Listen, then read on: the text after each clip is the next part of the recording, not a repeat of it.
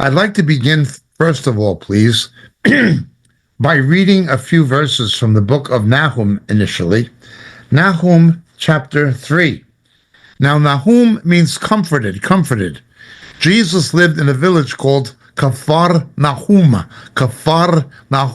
Capernaum, the village of the one who was consoled. It was not the hometown of the prophet Nahum, but Nahum's name means the one who is consoled, the one who is consoled. Chapter 3, verse 1, woe to the bloody city, completely filled with lies and pillage. Her prey never departs. Something happens. And we go on in verse 4 of chapter 3 of Nahum, all because of the many harlotries of the harlot, the charming one, the mistress of sorceries, who sells nations by her harlotries and families by her sorceries. Quite a thing. If that's not a description of Hollywood, as it was written, it was a description, of course, of ancient Thebes and Nineveh. Nahum is warning Nineveh and Thebes about destruction, the impending destruction.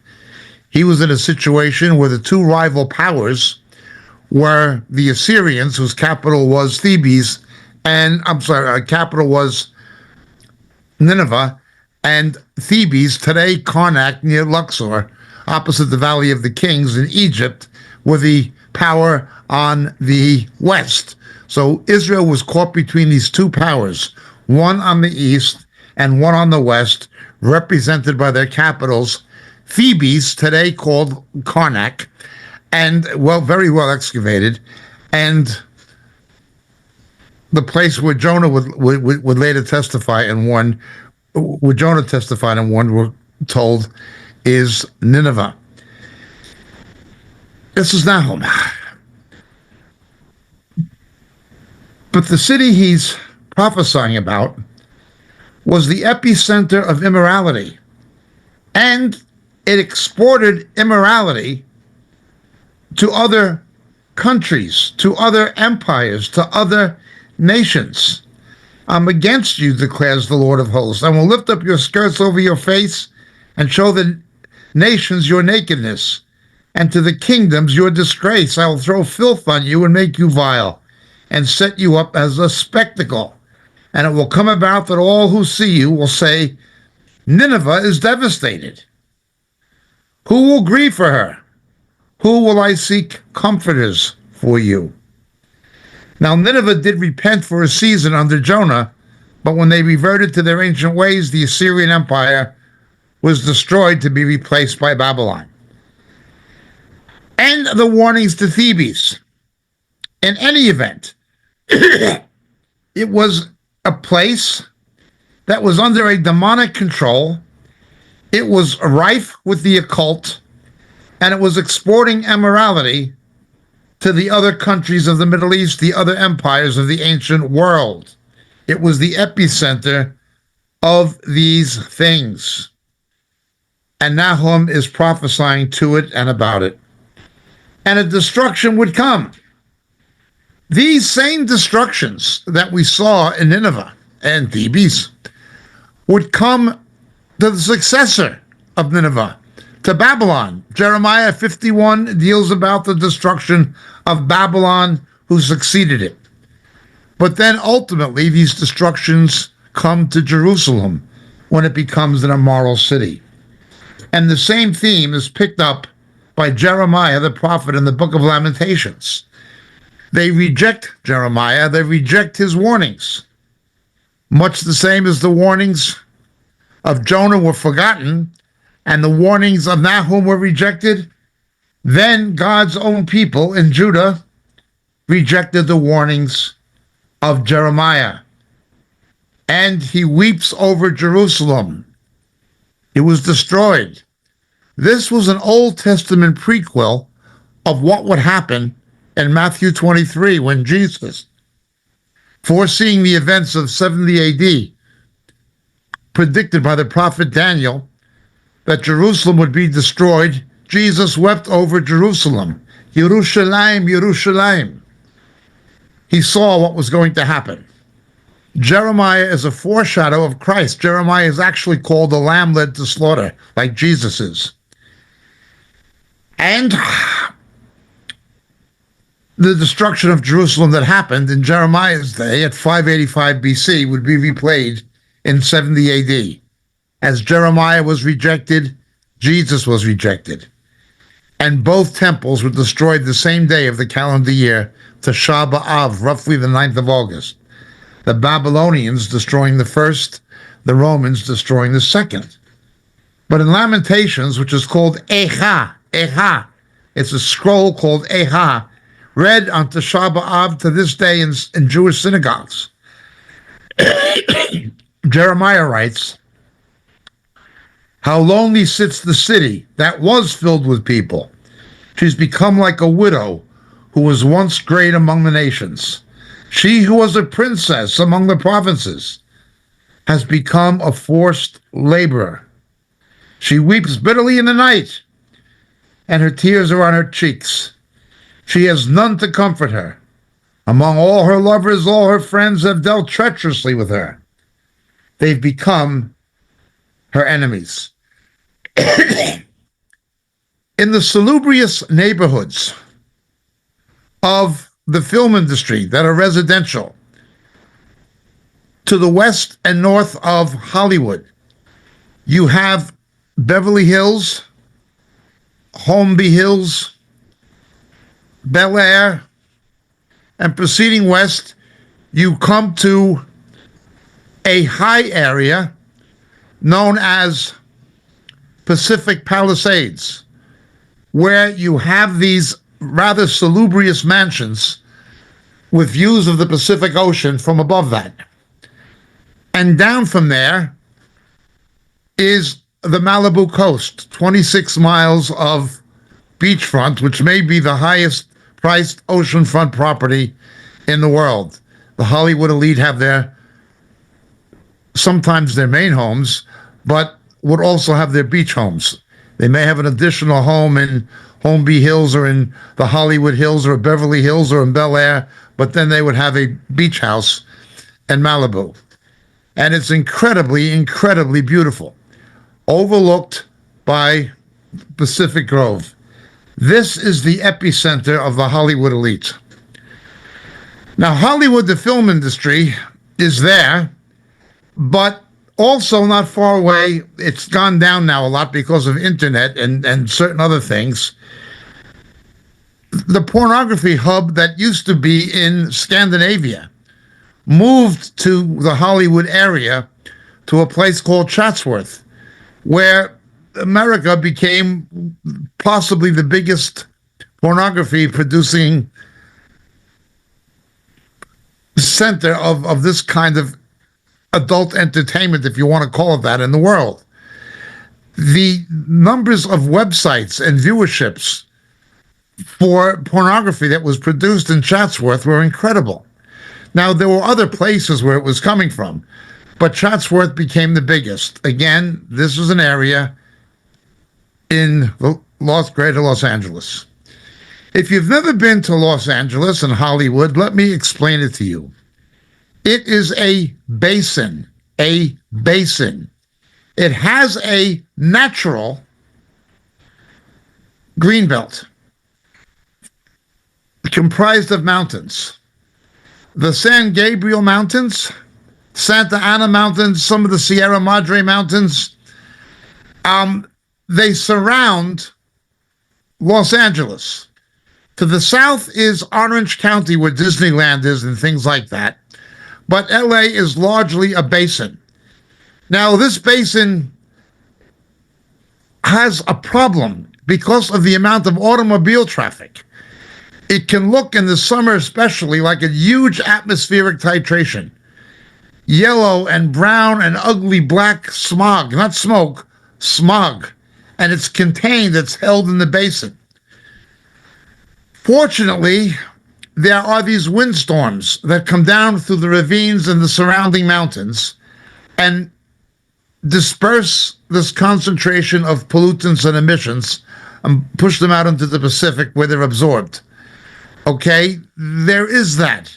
So these windstorms that are seasonal, they have a beneficial effect in dissipating the pollution. The pollution in Los Angeles is quite bad.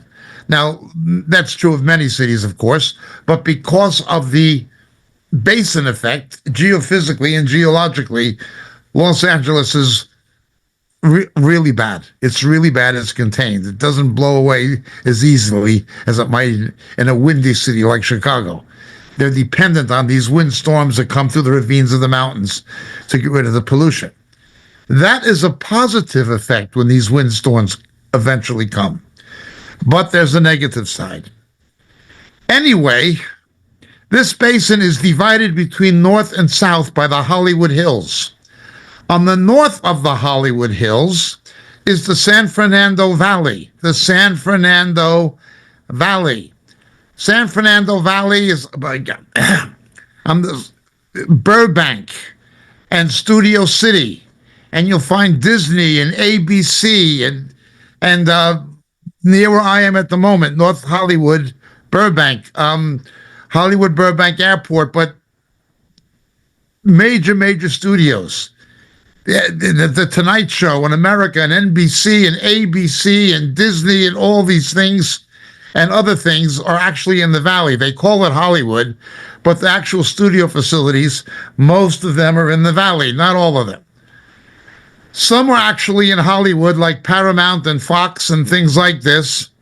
It's a big area. It's geographically dispersed. It's not concentrated like Manhattan. It's even more dispersed than London. It's that big. So the Hollywood Hills divide the San Fernando Valley from the rest of Hollywood and the rest of Los Angeles. It's a spread out area. These fires are something like I've never quite seen, with one exception. I spoke regularly and still do at a church in Maui, in Hawaii. The pastor there is a Jewish believer who is, of all things, a cousin of the Three Stooges, famous American comedy entertainers, entertainment short films, legendary. And his mother was a cousin of the Three Stooges. This Jewish pastor and his wife, who's Israeli, and they've been friends of myself and my family for some time. And I would spend a lot of time in Maui. The Christian author, Dr. John Weldon, who's now with the Lord, lived in Maui. I spent a lot of time with him, and I had a Christian business partner in Maui. Anyway, Maui had this kind of a fire. The wind came in the Pacific and burned the city of Hana to the ground, the famous town that went back to the 19th century whaling industry. When Hawaii first became a territory of the United States, it was there. It was the first place where the missionaries arrived. And had a lot to do with the Christianization of the Polynesian community. It was a very scenic and a very, very pretty area. And it was totally destroyed very quickly with these same kind of wind-driven fires. I'd seen it, but what's happened in Los Angeles is much, much bigger and much, much worse. These fires happen periodically, but something happened. Political corruption and incompetence ruled the day because of liberal political ideologies. I'm not trying to editorialize politically, I'm just explaining what happened. The last 2 years, California has had very good rainfall, record rainfall for the last quarter of a century. It's been the two best years. Yet a lot of the water was allowed to run from the mountains in Northern California into the Pacific Ocean. They did not want to disturb endangered species and things like this, even though the species, these little smeltfish and things, were not endangered. They existed elsewhere, and some of the places they were not even indigenous. The water was going into the ocean. There was bad management. 6.5 years ago, Donald Trump warned California, you have bad forest management. These forest fires can happen anywhere in a heavily forested area in the United States, as they do in the Blue Mountains in Australia and elsewhere. You can't stop them any more than you can stop the hurricanes in Florida. But in Florida, they prepare for the hurricanes ahead of time. You can limit the damage they do, you can reduce the loss of human life, and you can make it easier to rebuild with proper preparation and planning. That's what they do in Florida with the hurricanes. And I was in Hurricane Gene in Florida when my mother lived there. And I saw right in front of my mother's house palm trees torn out of the ground, the building across the street, the facade ripped off of it. Hurricanes are the most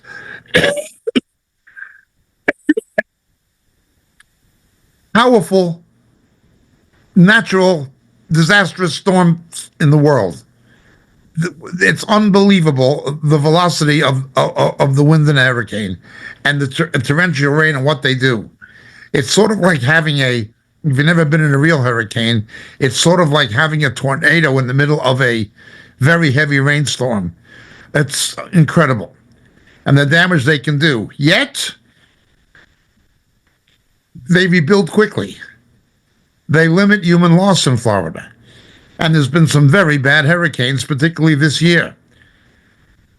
Some freak hurricane went into the Gulf Coast, not the Atlantic coast, and reached the mountains of Carolina inland, which is a meteorological phenomena that doesn't normally happen.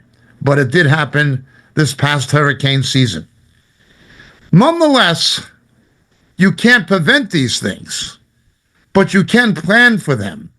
You can minimize the damage they do. You can prevent unnecessary loss of human life. You can pre-position rescue equipment. You can anticipate what's going to happen,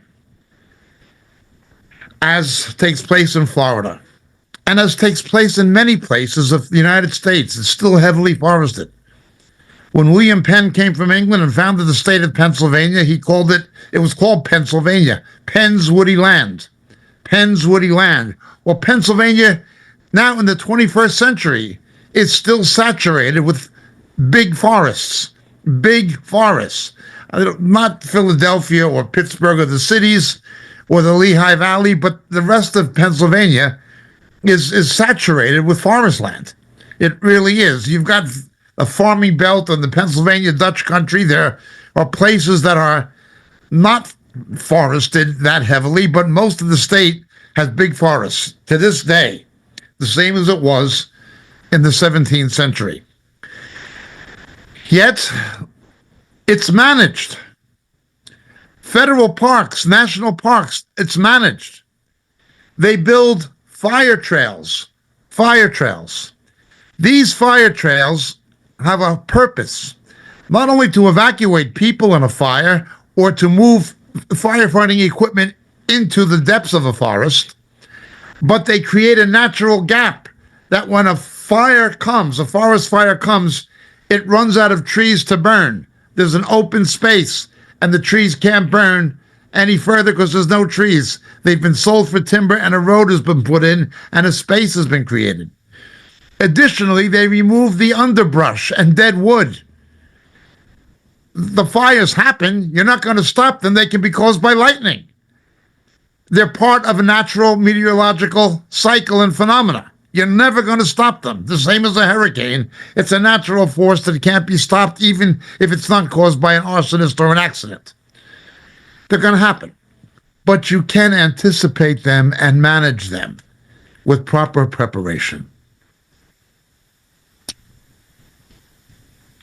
California was warned, but politicians pandered to the extreme left, to the Green parties, to the global warming fanatics.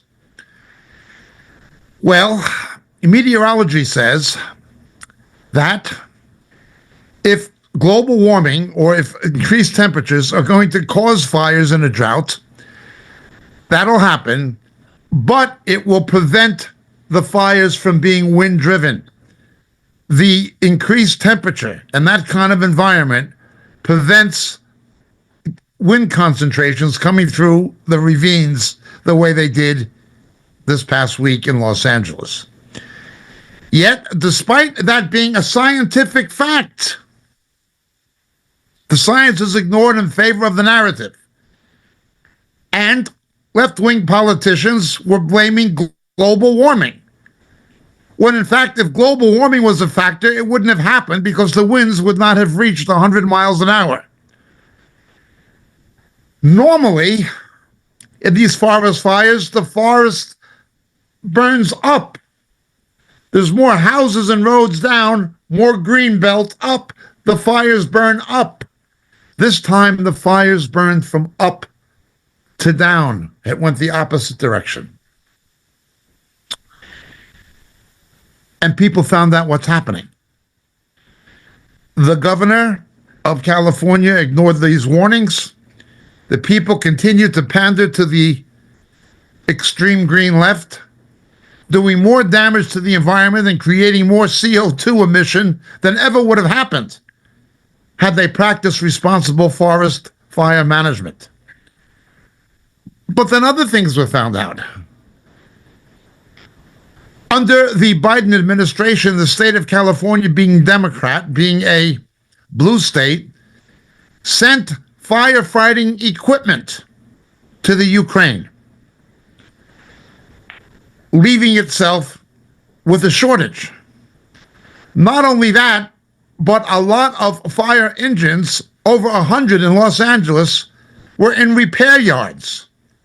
And despite the warnings from the U.S. Weather Service, the governor of California did nothing, and the mayor of Los Angeles, Karen Bass, a communist who had been a pro-Castro activist, involved with radical organizations that were involved with other organizations that had been terrorist. She mourned the death of Fidel Castro, a man who put 10,000 journalists in prison and left Cuba as an economic quagmire. And she mourned his death. She was a lifelong communist activist. So they made her the mayor of Los Angeles. She's a black radical communist. Toned it down for media relations, but that has been her ideological background. In order to help fund social programs for illegal immigrants, people with no legal right to be in the country, and to pay for social services for people who've broken the law and entered the country illegally, she tried to cut the budget of the fire department by $23 million. She was able to cut it by $17.6 million. She cut the fire department's budget by $17.6 million, despite the high risk due to seasonal factors and the warnings, the caveats from the National Weather Service. And she goes on a political junket to Ghana, during a high risk warning climate in the city where she's mayor. The county supervisors of Los Angeles County, 5 of them are all women, left-wing feminists. The fire chief, the deputy fire chief, and the assistant fire chief, all 3 are lesbians. The bulk of the firefighters themselves are men. Standards are lowered to recruit women into combat brigades of the military and into the fire department, despite the fact with an obviously reduced orthomuscular capacity compared to male firefighters and a reduced pulmonary performance capacity compared to males. They lowered the standards so women could get these jobs. When asked what would happen if you couldn't move a man from a fire and rescue him, A 6'5" tall, 300-pound lesbian assistant fire chief, one of these three women, said, well, he shouldn't be there to begin with. What if somebody got hurt or they were elderly or infirm or couldn't escape? Now, can you imagine if a Caucasian male said, you couldn't get a black man out of there in a fire? He shouldn't have been there. This is how corrupt and hypocritical and biased and racist these people are. Well, she should have been fired. Except that she shouldn't have had the job to begin with. She cannot perform the same capacity as men. If you can't perform the same physical capacity testing as male candidates for the fire department, you shouldn't have you want the same job, you meet the same standards. But it was worse than that. While the budget was cut by $17.6 million, this other lesbian, a Caucasian lesbian, who other male firefighters said was not a very good firefighter. She was promoted on the basis of identity politics because she was a lesbian. She said, I don't count numbers. There's never enough. She spent over $600,000 on a national recruiting campaign to find lesbians, homosexuals, and particularly people of color who were lesbians and homosexuals to be commanders of the fire department. You're cutting the budget to put out fires, but you're spending taxpayers' money on recruiting people based on identity politics, on their sexual orientation, on being lesbians, on being homosexuals, on being people of color, as that is a qualification. This is the liberal progressive mindset. And there is nowhere it has been more prevalent and established than in California, and particularly in Hollywood. They reap what they sowed. You couldn't make this up. Can you imagine promoting somebody to command people who are doing jobs that are matters of life and death, who couldn't do the job themselves physically, simply because they're a lesbian or a black lesbian or whatever, or a woman, and then slash the budget? This actually happened. This was not the beginning of it. When Donald Trump was the victim of an assassination attempt in Pennsylvania, it was found that the directress of the Secret Service was a woman who had the job because she was a woman. She was fired. A complete mishandling of presidential security during an election. This sniper was able to get on the roof in plain view. People saw him get up on the roof. He had a rifle. He was able to get that close. Was this intentional? I don't know. But it was at best incompetence. And you had this stupid, incompetent, worthless director of the Secret Service appointed by the Biden regime because she was a woman. No qualification for the job. Now, whether or not this was an attempted hit orchestrated by the political left, I don't know. I can't prove it was. There are reasons to suspect it may have been, but I do know this. If it wasn't, the incompetence of the Secret Service and its leadership was unbelievable. Unbelievable. Many of the agents protecting Trump were not actually Secret Service agents. They were security personnel from the Department of Homeland Security. Only a few were actually Secret Service. This guy was able to get on the roof, adjacent the speaking platform with a rifle, in plain view of many people. Give her the job because she's a woman. That's the qualification. Being a woman or being a black or being in anything does not mean you are qualified.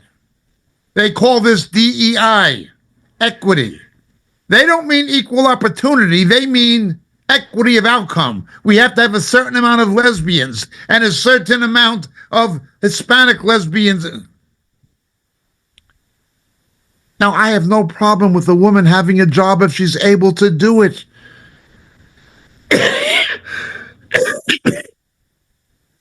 I would love to see an American Margaret Thatcher. Margaret Thatcher was the last good prime minister Britain had. There hasn't been a good prime minister in Great Britain since Margaret Thatcher. I'd have a Margaret Thatcher immediately. She made her mistakes, but she's better than anyone they had since for Great Britain. And she was good for the interests of America.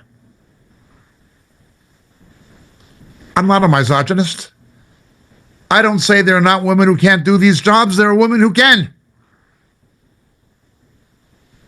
But not a Karen Bass. Or not a Kristen Cowley, the fire chief of Los Angeles, Crowley. Not. They have their jobs simply based on sexual orientation, gender identity.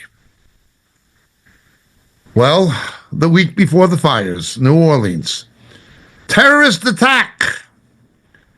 You had a police chief, superintendent, who had to leave on bad terms, was fired and filed a lawsuit in Seattle when she ran people over as a policewoman. She becomes the police superintendent of New Orleans during that terrorist attack. There were traffic barriers that were not deployed on the streets around Bourbon Street in the Val-Carré, the French Quarter of New Orleans, which I know quite well. She said, I didn't know we had them. She has her job as police chief, not because she walked the beat and had been a detective and learned the job inside out for years in New Orleans, but because it is a liberal city, a progressivist city run by Democrats who wanted to have a woman. Well, they got one. And they had a disaster on Bourbon Street. Eminently unqualified for the job. We've seen this in academic spheres. The president of Harvard University, a plagiarist, and most would say a racist, only had the job because she was a black woman. Oh boy. A mayor of San Francisco, London Brooks, she says, I may be the mayor of San Francisco, but first of all, I am a black woman. Now, she was a pro-crime mayor who was recently voted out of office. Can you imagine if a white male said, I may be the mayor of San Francisco, but I'm first of all a white male? I would have said he should be fired. I would have said he should be fired. He's a sexist and a racist. But a black woman gets a pass, even though she's a sexist and a racist and an incompetent.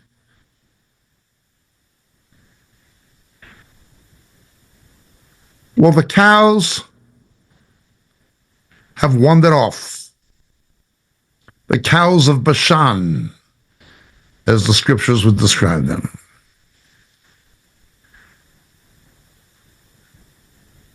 Things have come home to roost. Destruction came. They reap what they sowed. Hollywood. You see all over the place, Scientology and the occult, all over the place. And you see institutionalized sexual immorality and smut. Just as described by the prophet Nahum. At the Golden Globe Awards, the second biggest awards after the Oscars in Hollywood, after the Academy Awards, after the Oscars. It's the second biggest. It is roughly the American equivalent of the British BAFTA, or what you would see in Cannes in France. God was openly mocked. They had a female comedian.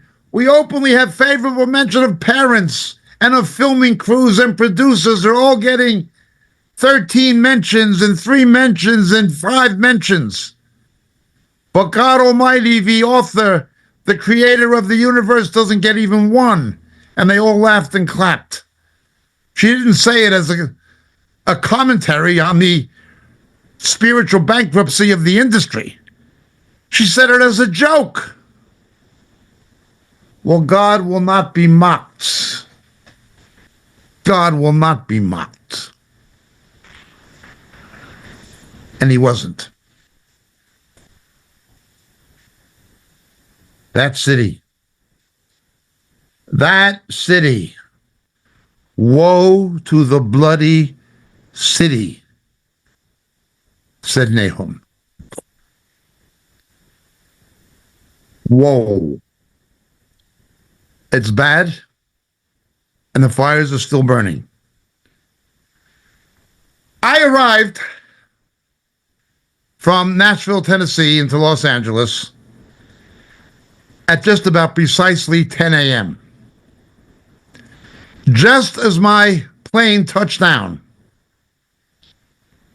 the fire began. I'm not saying I had anything to do with it or that it was necessarily providential or emblematic of anything. I'm just saying not just the very hour, but within a matter of minutes. Either way of my plane touching down, that fire began. Get my luggage. We're heading up the interstate highway, the 405, going by the John Paul Getty Museum, or near it. And in the distance, we see smoke. And James, the Moriel TV producer, says, look, there's fire over there. And I said, that's Pacific Palisades. And he said, yes. Well, I had to get up at 2 a.m. Pacific time to catch this flight to the West Coast from Tennessee, from Nashville. And I was really tired. So I took a nap. And when I woke up a few hours later, looked out the window, I saw these torrential 100-mile-an-hour winds, the kind of winds you'd see in Florida during a hurricane minus the rain.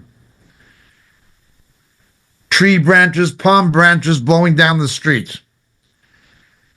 These winds fanned the flaming embers and ash from the fire and spread it quickly throughout the greenbelt. News bulletins coming on how big the fires were and how big the fires were. And I'm hearing the fire engines go off all over the place. We went out to get something to eat in Hollywood, and some people told us now they are surrounding Pasadena.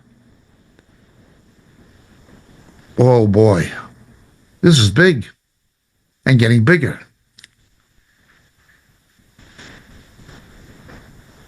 There were power blackouts all over the place.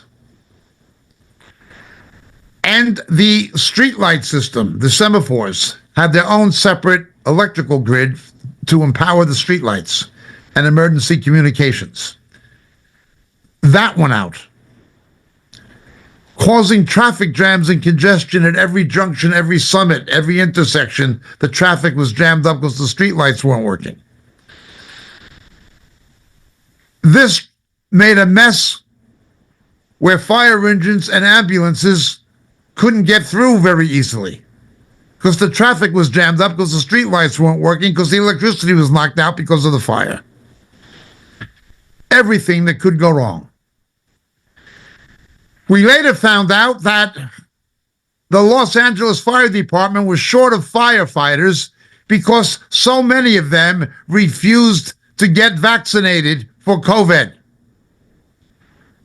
A failed vaccination program that didn't stop the spread of COVID. It didn't work. Everybody knows it. Something that should have been a medical, scientific issue, was politicized and turned into a political issue by a corrupt federal government and the mainstream media. So these firefighters who wouldn't get vaccinated were fired. Now you're short of firemen. And the main reservoir near Malibu, adjacent to Pacific Palisades, was empty. Despite the high fire risk alert, the mayor was in Ghana on a political junket again. And it all happens. Turn on the fire hydrants, there's no water coming out. Nothing to stop it. Fire engines couldn't get through. Traffic jammed up all over the place.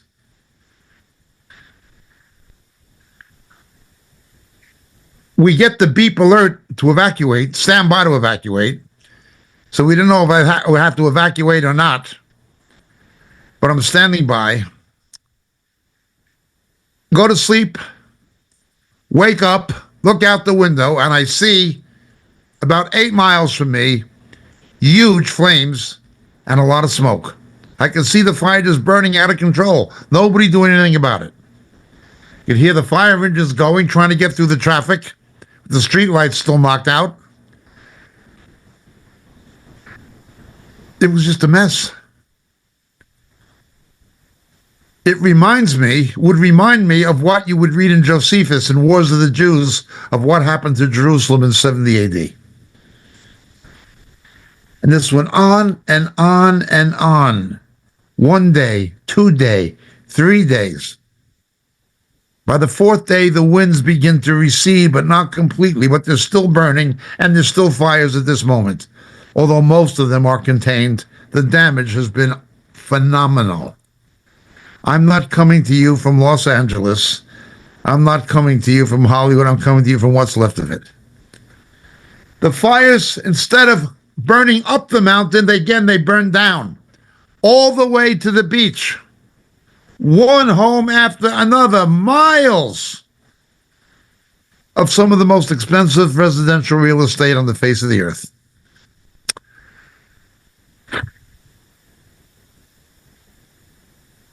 I do believe that this is not just a natural phenomenon. I do believe that it was not a disaster just like the hurricanes that happened. I do not believe it was only because of political corruption and bad management and DEI leadership of government agencies who was unqualified, who were only appointed on the basis of identity politics. Unqualified people in leadership positions, as if being a lesbian makes you qualified. Those are all factors. But there's another factor. That other factor, I'm quite convinced, is the judgment of God. The way he was mocked at the Golden Globes, the godlessness that comes out of Hollywood, the hypocrisy of limousine liberals, the elite. You can't have this, you can't do that, but we can do anything we want. Yes, global warming, but we have private jets, you can't have any. We're going to put a CO2 tax on you. But I've got a Rolls Royce, a Lincoln Continental, a Cadillac SUV, a private Learjet. The hypocrisy, the dual standards. Now, I don't begrudge those people that they have those things. But they're like the Soviets, the apartheid, the party privileged. And they're driven by an ideology. The same as happens in the Soviet Union. It was exactly Pravda, Tas, Izvestia. And Putin is doing the same thing now. You hold to the narrative, forget the facts. Forget about DEI. Forget about bad budgetary management and diverting money away from emergency services to pay for social services for people with no legal right to be in the country. Forget about all that. Forget about the actual scientific realities. But they forgot about something else. They forgot about the Word of God. We read in Nahum, chapter 3, verse 13, your people are women in your midst. To give power and position to people just because they are women. Now again, qualified women, I have no problem. But if a woman cannot carry a 50-pound fire hose up 5 flights of stairs in a burning building and pick up a mannequin that weighs 180 pounds and get it down out of the building that's burning and smoking in a ceramic building where they test firefighters as fast as a man can, she shouldn't be a firefighter. And there's very few women who can do that.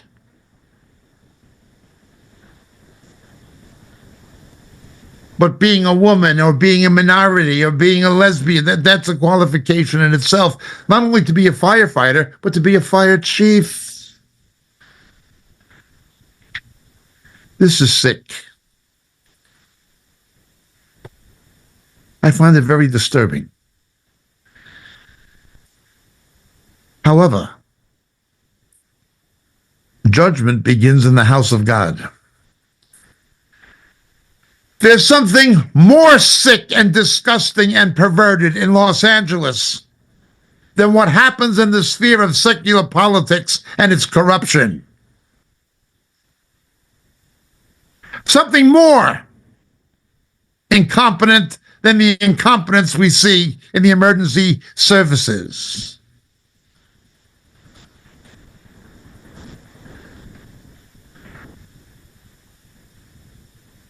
There's a woman who proclaims herself to be an apostle. A biblically ignorant babbler who proclaims herself to be an apostle, calling herself Catherine Glick. She is doing the same thing in Hollywood that 3 generations ago Amy Simple McPherson did in Hollywood.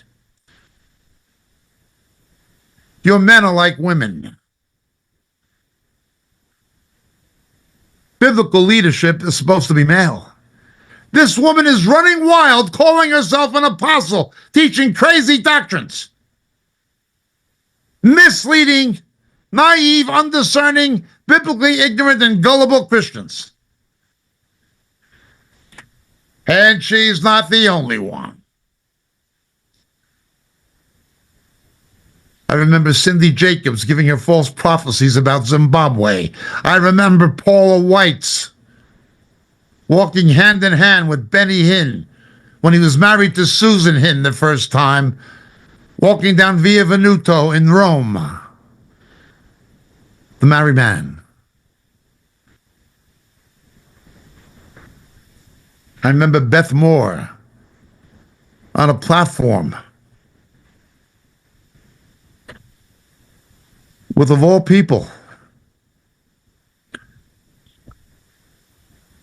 a replacement theology Baptist national figure, John Piper, leading the visualization ritual, the Lectio Divina, occult New Age.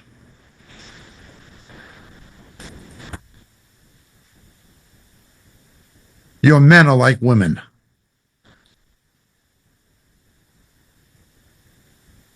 The Hebrew prophets and the New Testament compare idolatrous Christianity and Judaism to harlotry. It's not the book of Nahum. It's in the book of Hosea, obviously. It's in the book of Revelation. It's spiritual whoredom. Spiritual whoredom. Now Suzanne Hin, for the second time, is divorcing Benny. I was in South Africa the day she got arrested for shoplifting, putting her own clothes over the clothes that was stolen from the department store. Going into the dressing room, putting on an outfit, and then putting her own clothes, and she got caught. And the efforts they made to keep this out of the press were unbelievable, but it happened. And she can't sue me. We can get a discovery and prove it. This is her. Now she's suing Benny again. Who let her run wild? Well, these are the things you have. Biden appointed this incompetent woman as directress of the Secret Service. Who appointed this incompetent woman as the police superintendent of New Orleans? This horrible woman, Karen Bass, mayor of Los Angeles. It gets worse and worse. But judgment begins in the house of God. The church has not been salt and light. It has certainly not been salt and light in Los Angeles or in California.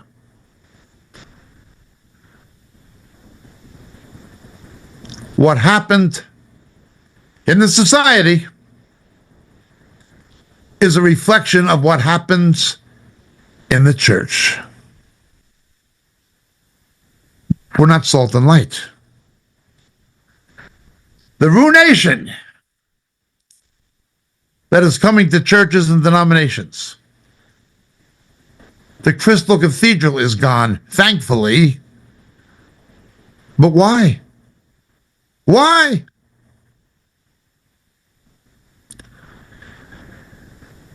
Ruination. Ruination.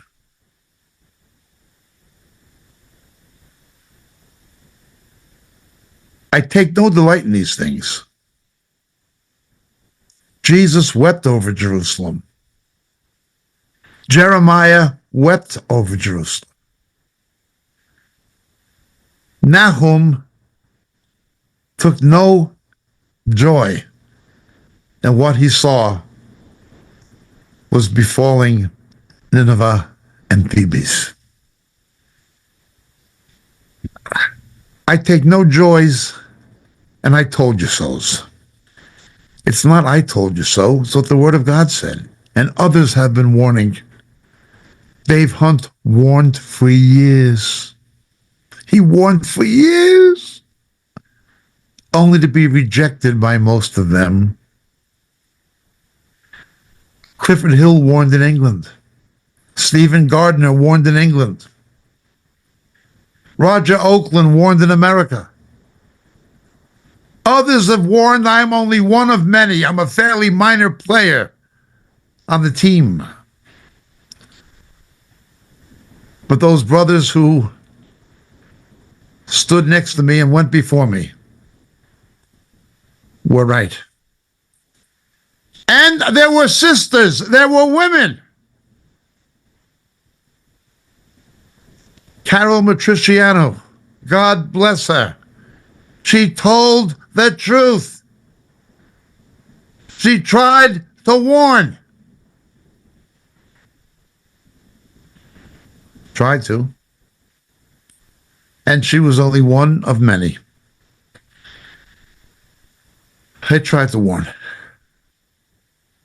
Dave Hunt tried to warn. Stephen Gardner tried to warn. Jeremiah tried to warn. Nahum tried to warn. What's happening in the secular realm is God's hand and God's judgment. These mainstream so-called legacy media, mainstream media, CNN, MSNBC are in big financial trouble with plummeted viewership. These dishonest television journalists or pseudo journalists are taking pay cuts. Joy Reid, Rachel Maddow, they're taking pay cuts. They're going down. They're under God's judgment. Although he was 100 years old, it was not the death of Jimmy Carter, but the timing of it, coinciding with these other things. No, God's judgment at the present time is coming on the political left. He's fed up with the abortion. He's fed up with the homosexual agenda. He's fed up with their own racism and bigotry. He's fed up with their anti-Christian hatred. He's fed up with their biases against Israel. He's fed up, and his judgment has come. But let us remember something. Although that is true, that is very true, judgment begins in the house of God.